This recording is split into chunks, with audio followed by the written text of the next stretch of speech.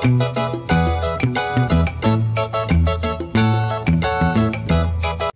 jadi anak warga negara Indonesia? Coba yang bangga mana? Oh, ada yang gak ngacung ya? Bangga semua ya? Oke, saya tes. Sebelum saya tes, kita dari RKUB ya, kita lagi sedang mempersiapkan acara permainan. Ada 4 orang yang sudah dilatih, tapi kita lagi persiapan yaitu ular tangga Pancasila. Bentuknya gede 6 kali 7. Kita nanti akan berlatih di sini. Saya butuh orang kurang lebih nanti antara 30 sampai 40. Ular tangga Pancasila. Ini bicara ngomong Pancasila dong. Ya, tadi kan ngomong bangga ya. Saya kasihkan. Selamat pagi. Pagi. Siapa kita? Indonesia. NKRI. Harga mati. Pancasila. Jaya. Bhinneka Tunggal Ika. Lestari. NKIB. Salam Pancasila. Salam Pancasila. Merdeka. Merdeka. Ya, terima kasih. Assalamualaikum warahmatullahi wabarakatuh. Selamat pagi menjelang siang. Salam sejahtera bagi kita semua.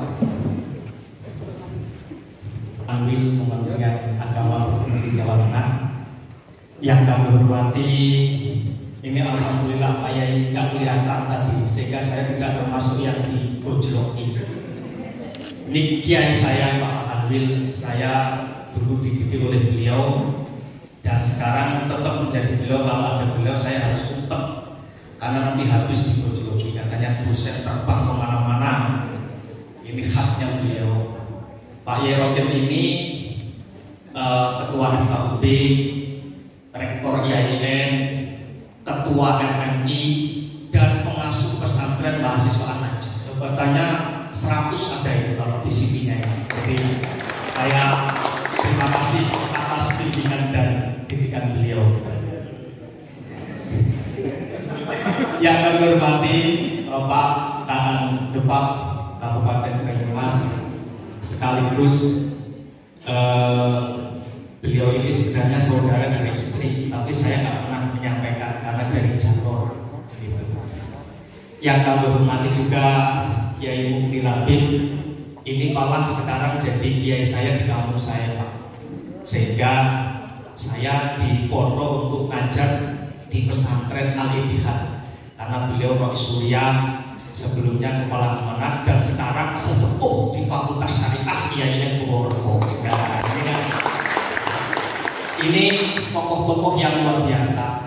Kalau tadi disampaikan para pendahulu kami terkait dengan data keberagamaan di Kabupaten Banyumas 2 tahun yang lalu, Pak Kakanwil, kita diunsur melakukan riset terkait dengan strategi radikalisme di perguruan tinggi. Samplingnya adalah unsur IAIN, UMP, UIU ketika itu.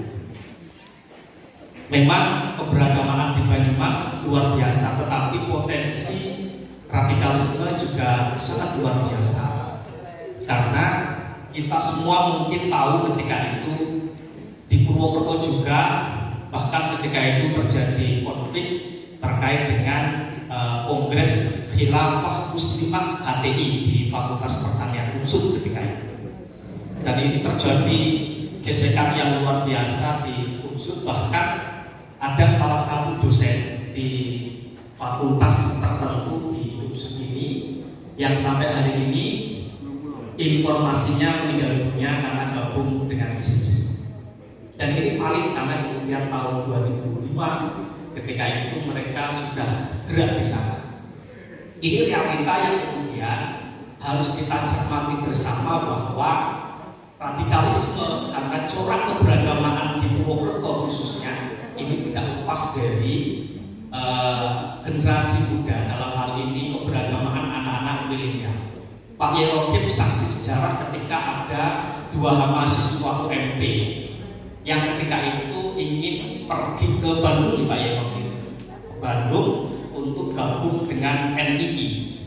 Ini realita bahwa kita harus waspada, baik FKUP, Forsa, generasi muda maupun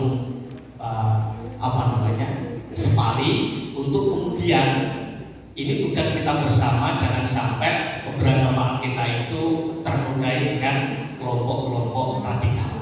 Ini prolog dari kami, sehingga kami bersama minta nasihat, petunjuk sekaligus fatwa dari Bapak Akademik Bapak Haji Mustahil Ahmad SHMH, sehingga nanti bisa mencerahkan khususnya keberagaman yang ada di Kabupaten Banyumas. Kami persilahkan kepada beliau karena waktunya nanti kita masih ada launching, ada di masjid, waktu dan tempat kami persilahkan.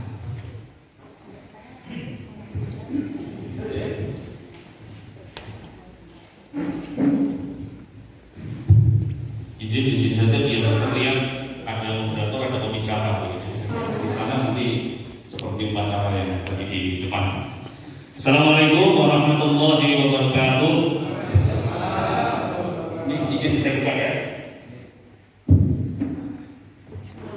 Mudah-mudahan tidak melanggar protokol kesehatan. Selamat pagi, salam sejahtera untuk kita semua. Shalom, berkah dalam, Om Swastiastu, Namo Buddhaya, salam kebajikan. Maaf kok saya belum hafal yang itu. Rahayu. Alhamdulillah wa syukurillah, wassalatu wassalamu ala rasulillah wa ala alihi wa sahbihi wa wala wa la hawla wa la quwwata illa billah. Yang saya hormati, saya taat ini para tokoh-tokoh agama di Kabupaten Banyumas, wabil khusus Ketua Forum Kerukunan Umat Beragama FKUB Kabupaten Banyumas, Pak Dr. Haji Muhammad Rokib MAG, dia juga Rektor YIN Purwokerto. Yang saya hormati sahabat saya, Kepala Kantor Kementerian Agama Kabupaten Banyumas, Gus Asin. Saya ikut sama imamnya saja. Imamnya sudah kasih gelar Gus, ya ikuti. Tokoh-tokoh yang lain, ada senior saya Pak Yaji Mukmilabin. Saya jadi kepala kantor, dilatih sama beliau. Jadi waktu itu tahun 2013, jauh sebelum itu beliau sudah jadi kepala kantor, dan kemudian beliau banyak memberi masukan kepada saya. Dan kalau kemudian saya sekarang jadi kakak ya karena beliau. Saya banyak belajar kepada beliau.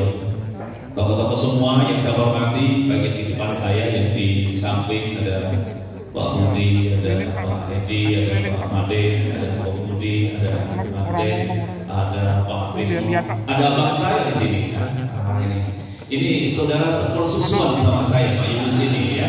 Jadi ibu kita sama, namanya Alma. Ibu Alma itu ibu sepersusuan saya dengan Pak Yunus, namanya Universitas 11 Maret. Jadi Alma Mother. Jadi mother kita sama. Jadi beliau senior saya. Tokoh-tokoh yang lain yang tidak bisa saya sebut satu persatu, semuanya yang saya hormati, lembaga-lembaga yang memfasilitasi kerukunan antar umat beragama, antar iman, antar keyakinan, kepercayaan. Saya harus sebut dengan begini ya. Generasi muda FKUB, ada SMLI, Forsa Banyumas, Pali. Nah ini ada yang terakhir Tumasabah, generasi muda sahabat sebangsa. Kita bersyukur di tengah berbagai keprihatinan dan keterbatasan kita bisa bertemu, dan memang protokolnya harus jaga jarak, pakai masker dan tidak boleh berlama-lama. Jadi kita agak susah juga kalau berlama-lama, tapi kalau tidak berlama-lama ya terus mau ngomong apa ya. Baik, kita bersyukur, dan untuk yang muslim mari kita juga bersolawat untuk junjungan kita Nabi Agung Sayyidina Muhammad SAW. Semoga terlimpah untuk keluarga, untuk para sahabat dan kita semuanya mendapatkan syafaat dari baginda Sayyidina Muhammad Rasulullah SAW. Amin ya rabbal alamin. Bapak Ibu dan teman-teman semua yang saya hormati, oh ya teman-teman saya dari Kemenang, ini biasanya baju putih ini Kemenang. Ada Pak Hamdani yang mewakili Pak Hamid Penais di lokasi penyuluhan di Kanwil, dan teman-teman semua Pak Kasubag tadi di mana? Beliau yang menjadi karena pekerjaan urusan kerukunan beragama, tusinya ada di Subag TU. Kita laksanakan bareng-bareng dengan gotong royong. Semuanya yang saya hormati. Ini makhluk apa agama sabar, gitu ya? Saya tidak ingin menambah organisasi. Ini entitas saja. Sebagaimana mungkin di IAIN Pak Dr. Rokim itu ada rumah moderasi. Ya. Jadi itu bisa berwujud bangunan, tetapi sesungguhnya itu sebagai satu bentuk entitas yang kita harapkan lembaga ini hadir digawangi oleh para penyuluh agama di Kementerian Agama, yang kemudian dengan ada lembaga ini maka akan ada tolak ukur, akan ada mekanisme kita mengukur capaian-capaian kita dengan metode pelaporan yang nanti akan dibuat oleh para penyuluh. Nanti jumlahnya akan segera kita terbitkan. Mudah-mudahan Pak Hamdani bisa di bulan ini sudah surat edarannya sudah bisa kita buat untuk pedoman, sehingga kemudian capaian yang dihasilkan yang selama ini sudah dicapai oleh lembaga-lembaga yang ada di sini di Kabupaten Banyumas khususnya dan di semua tempat se-Jawa Tengah, itu kemudian bisa kita dorong untuk kemudian menjadi tidak hanya meng-Indonesia, tidak hanya men-Jawa Tengah, tetapi juga mendunia. Jadi saya itu Pak Mufti Latif, saya ini kadang-kadang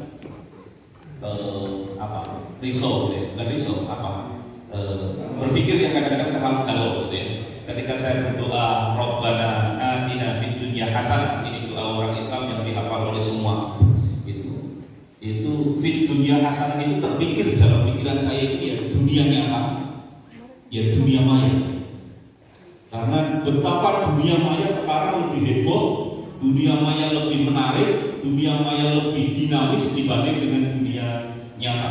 Bahkan konon ketika pandemi ini ada, pasar di dunia maya, arus perputaran ekonomi pergerakan itu jauh lebih hebat dibanding yang terjadi di dunia nyata.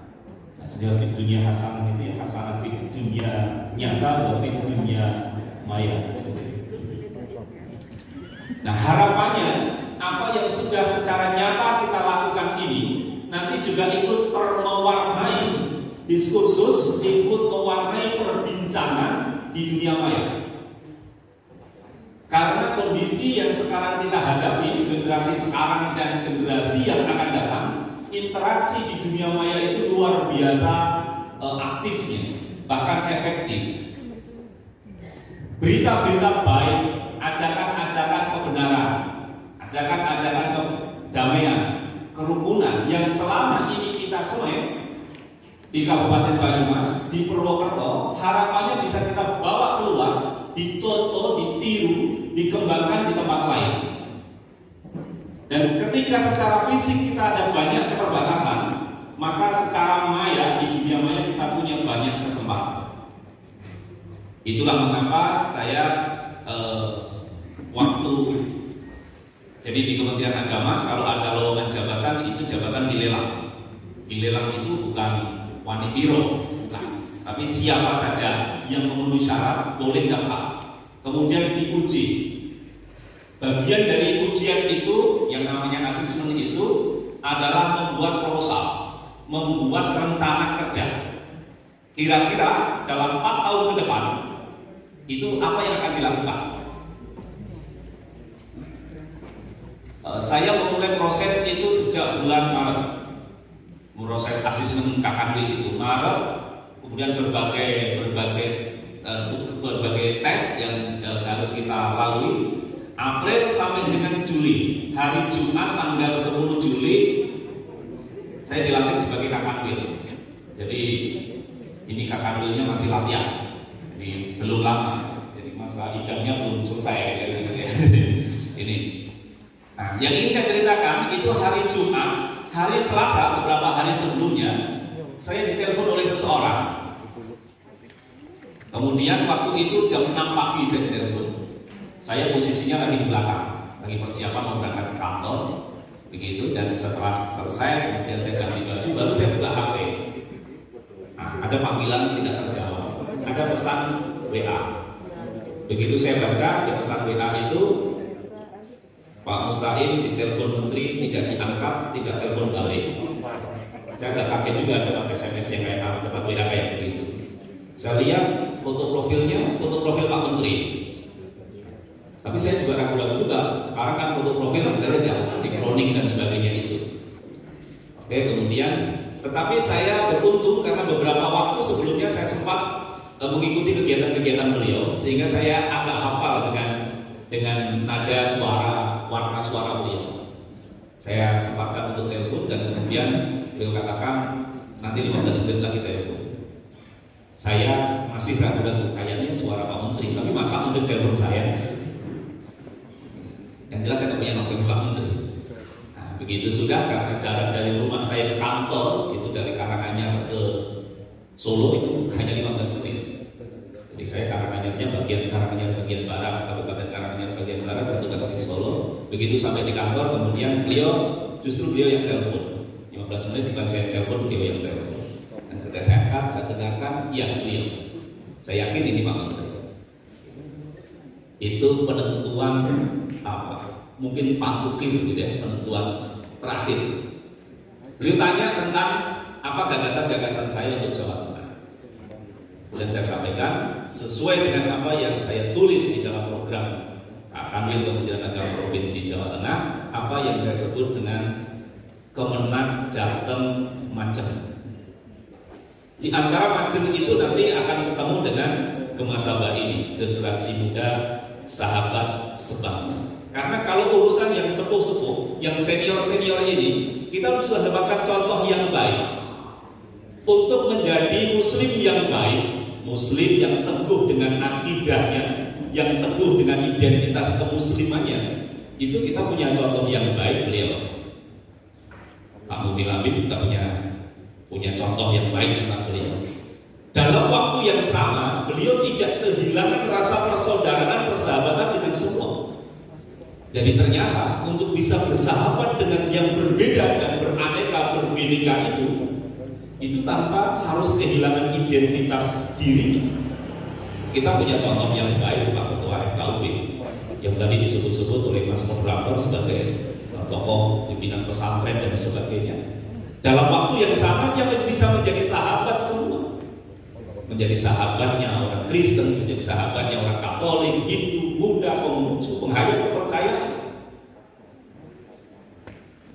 Tetapi di generasi di bawahnya kita perlu persiapan, karena generasi di bawahnya ini sekarang lebih banyak mendengar nasihat tidak dari orang tuanya, tidak dari gurunya, tidak dari kiai, dari ustadznya, dari pendetanya. Yang mendapatkan nasihat kadang-kadang dari elemen yang namanya Syekh Google, pendeta Google, kiai Google. Dan luar biasa tokoh ini, karena dia bisa ditanya apa saja dan punya jawaban atas semua pertanyaan kita. Soal apa saja termasuk soal agama. Maka saya sampaikan kepada beliau ketika saya telepon itu, ini Pak yang akan saya sampaikan, akan yang saya akan lakukan di Jawa Tengah kalau Bapak beri kepercayaan saya di Jawa Tengah. Itu hari Selasa pagi, kemudian Rabu malam saya ditelepon oleh Kepala Biro Kepegawaian Pak Sefudin, di orang sini juga. Sekarang apa sih Pak Sefudin? Purwokerto Timur. Nah, dia telepon saya hari Jumat pagi, Pak Mustahim beserta istri harus ada di Jakarta. Tugas saya Bapak tanya, nggak usah tanya, nanti saya kasih tahu lagi setelah nanti sampai di Jakarta. Saya sudah dekat ya. Singkat kata, kemudian itu hari Jumat, habis Jumatan ada pelantikan, dan pada saat itulah saya harus mulai menjalankan apa program yang saya sampaikan di dalam asesmen maupun apa yang saya sampaikan di hadapan Pak Menteri. Karena saya diangkat, ditugaskan oleh Menteri Agama. Visi misinya, visi misi Presiden yang dijalankan oleh Menteri Agama. Nah, di antara yang saya ajukan itu, yang saya sampaikan itu adalah konsep Kemenang Jateng Majeng. Majeng itu bahasa Jawa kromo, bahasa Jawa halus dari kata maju. Majeng itu maju. Majeng menika nggadhahi pangertosan langkung sae tinimbang ingkang sampun kepengker. Menika majeng. Kados menawi panjenengan dangu boten kundur Purwokerto, kula pamripun sampun sekawan taun boten tuwi griya.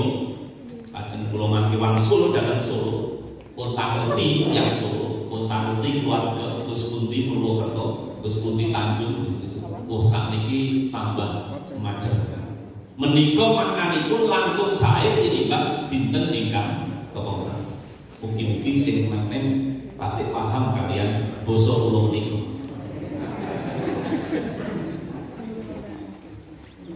Jadi dalam bahasa teman-teman penyuluh itu makana yaumuhu khairan min amsi. Hari ini harus lebih baik dari kemarin. Itu namanya maju. Hari esok harus lebih baik dari hari ini. Itu namanya majeng. Majeng itu juga bermakna hadir, tidak diam. Jadi meskipun penyuluh agama itu punya spesifikasi dalam bundaran-bundaran besarnya itu penyuluh agama Islam, penyuluh agama Kristen, penyuluh agama Hindu, dan seterusnya. Tetapi ketika ada persoalan-persoalan yang membutuhkan kehadiran tokoh agama, kehadiran pemerintah, kita majeng, kita hadir, kita ada di situ. Ini kan bukan pekerjaan saya. Dan kita semua sebenarnya sudah membuktikan itu di dalam keseharian kita sudah membuktikan itu. Majeng itu juga bermakna berani bertarung. Kita ini hidup sebagai masyarakat dunia itu ada di dalam era persaingan, kompetisi. Jika seringkali Pak Presiden menyampaikan kita harus punya daya saing. Hanya orang nekat yang masuk ke gelanggang, masuk ke kompetisi, bermusabaqah tanpa persiapan, tanpa punya keunggulan. Maka majeng itu adalah karena kita harus memenangkan persaingan global ini, maka kita harus punya keunggulan sehingga kita berani terjun, kita berani masuk ke gelanggang. Menika majeng. Setidaknya punya 3 makna itu. Kita harus lebih baik dari kemarin. Kita harus hadir di dalam kerepotan kebutuhan masyarakat. Kita harus berani berada di dalam tengah persaingan ini dengan kita menggali, memperkuat keunggulan-keunggulan yang kita miliki. Yakin bahwa Tuhan tidak pernah punya produk kata. Masing-masing kita pasti punya keunggulan. Hanya kadang keunggulan itu yang belum kita temukan. Bisa jadi keunggulan kita itu belum pada keunggulan yang puncak, tapi kalau kita bersinergi dengan yang lain, maka keunggulan antar keunggulan ini bisa kemudian ditopang bersama-sama menjadi keunggulan puncak. Tapi majunya bukan sekedar maju. Majunya tidak sekedar maju, tetapi maju yang ingin kita kembangkan bersama itu adalah sesuai pesan huruf-hurufnya. M-nya itu moderat. Ini sudah makanan keseharian kita. Dan saya berharap kita tidak bosan dengan kata-kata ini, tidak bosan untuk terus menyemai, mengembangkan, menularkan kepada yang lain. Harian kita yang bicara tentang moderasi beragama. Di moderasi beragama itu ada 2 pesan yang kuat. Selain soal pesan keagamaan, bahwa agama harus dijaga kesuciannya, agama harus dijaga wajah aslinya dari kemungkinan anasir dunia yang bisa mengotori. Karena kita tahu semua bahwa agama, apapun agama kita, itu membawa pesan perdamaian, membawa pesan kerukunan, membawa pesan solusi, membawa pesan kebaikan. Kalau kemudian ada seseorang, ada sekelompok orang membawa agama tidak dalam wajah itu, dalam wajah ketakutan, dalam wajah keberingasan, dalam wajah kekerasan, dalam wajah permusuhan, pasti bukan soal agamanya yang keliru,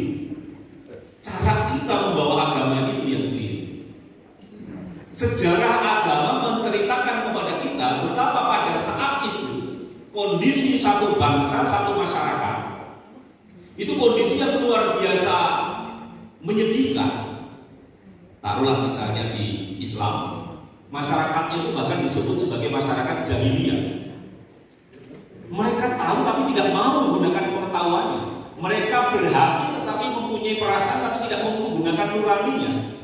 Bukan saja tempatnya yang tandus, tetapi juga kehidupan sosialnya itu keras.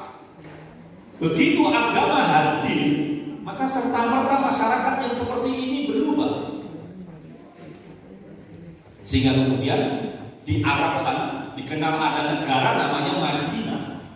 Ibu kotanya Nabi Muhammad itu yang tadinya Yasrib menjadi Madinah. Kehidupan yang madani, yang bertamadun, yang berbudaya, yang beradab. Meskipun di situ berbineka, ada berbagai macam suku, ada berbagai macam agama yang ada di situ, tetapi bisa menemukan kalimat besar, menemukan kesepakatan sebagai bangsa untuk membangun dan mempertahankan bangsa. Pernah mengalami ujian yang berat, berbagai macam ujian sebagai bangsa. Antara lain yang paling berat itu misalnya kekalahan di perang Uhud. Waktu itu datang menyerang dari Makkah, menyerang Madinah. Hampir sampai di kota Madinah terjadi peperangan di situ. Dan disebutlah dalam bahasa perang, pasukannya Nabi Muhammad, pasukan Madinah kalah. Karena kalau di bahasa kita ada pelanggaran fakta integritas. Jadi kita sudah waktu itu sudah bikin fakta integritas untuk tidak meninggalkan Jabal Rumah itu, tetapi kemudian terjadi pelanggaran itu. Saya pernah ngaji tentang ini, mau dicip tapi kalau salah nanti bisa gitu. Kalau nggak salah di tafsirnya Imam Nawawi itu ayat ini mau dicip untuk yang di luar Islam. Ada ayat Al-Quran yang berbunyi a'udzubillahi minasyaitonir rajim fa bima rahmatin minallahi lintalahu walau kunta faddan ghalidhal qalbi lan faddu min hawlik fa'fu anhum wastaghfir lahum wasabirhum bil amr fa idza azamta fatawakkal 'ala Allah innallaha yuhibbul mutawakkilin. Pak Yunus meskipun 11 Maret ya ngaji sama kiai aja sedikit-sedikit bisa lah gitu. Jadi nggak bikin malu 11 Maret juga gitu. Ini banyak cerita asbabun nuzulnya, tetapi salah satu yang kemudian dijelaskan di dalam tafsir ini adalah menjelaskan kondisi pasca perang Uhud, di mana peserta pasukan itu tidak hanya orang Muslim saja, yang Yahudi, yang Nasrani ikut di dalam peperangan itu mempertahankan Madinah yang diserang musuh. Dengan segala penghormatan kepada Kanjeng Nabi, beliau mungkin ya marah, kecewa begitu ya, karena terjadi pelanggaran itu. Mereka yang berada di bukit sudah diwanti-wanti apapun yang terjadi jangan turun, tetapi kemudian turun juga dan kemudian terjadilah peristiwa ini. Turun ayat ini, Nabi, dan hanya disebabkan karena rahmatnya Allah, hatimu condong kepada mereka. Persatuan Madinah itu karena rahmatnya Allah, rahmat Tuhan. Kok bisa yang dulu Nabi di kampungnya sendiri itu dikuyok-kuyok? Pernah Nabi itu datang di kampung ibunya di Taif, itu pun beliau mendapatkan perlakuan yang tidak baik. Taif itu kira-kira dari Makkah berapa kilo ya? Sekitar 60-70 kilo lah kira-kira gitu ya. Nggak sampai 100 kilo lah. Daerah pegunungan gitu, daerah kalau sini ya Batu Raden lah, ya. daerah dinginnya Makkah misalnya itu kampungnya aslinya, ibunya Kanjeng Nabi dari sini. Lalu begitu justru pindah 600 kilo ke Madinah, disambut dengan baik. Ibarat saya di Solo ketemu dengan gadis cantik di Tanjung, itu ya seperti asam di gunung, garam di laut. Kalau bukan karena rahmatnya Allah nggak mungkin. Maka di dalam konsep Islam itu ada keluarga yang bahagia itu disebut selain sakinah, mawaddah, rahmah juga. Rahmanya apa? Pendek kata, Piagam Madinah itu yang kemudian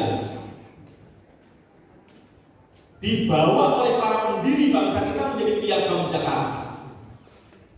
Dan peristiwa ini terekam dengan bagus di alinea ketika pembukaan Undang-Undang Dasar 45 atas berkat rahmat Allah yang Maha Kuasa. Atas berkat rahmat Allah yang Maha Kuasa.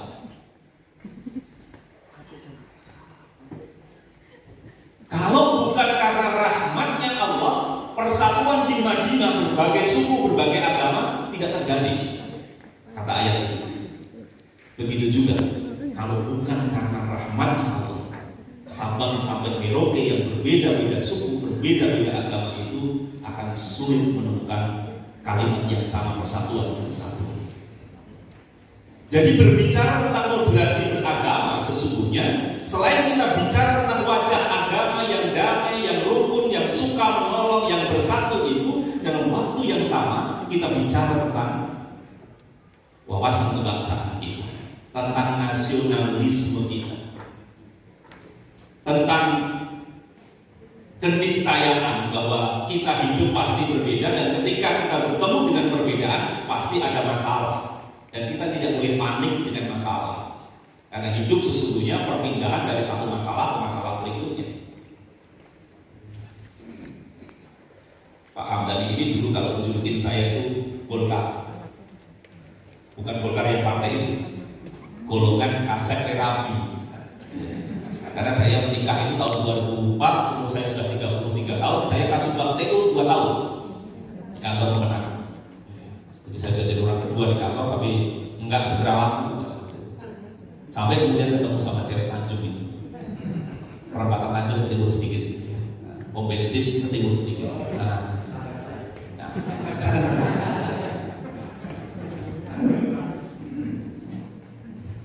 Gitu. Jadi aku tadi kata cerita apa tadi? Ya, jadi karena itu tadi, karena rahmatnya Allah itulah, maka kemudian kita bersatu dan karena itu maka kita menyadari ada persoalan, ada masalah. Seorang bujangan, jombloan dan jomblowati, mungkin ada juga di ruangan ini, punya masalah dengan kesendiriannya. Masak sendiri, nyuci baju sendiri, makan sendiri, tidur pun sendiri. Tapi apakah kalau sudah menikah masalahnya selesai? Masalah kesendiriannya selesai. Golkar saya selesai, kaset terapi selesai. Tapi masalah berikutnya, ya masalah antar suami istri. Belum punya anak masalah. Apakah kalau sudah punya anak?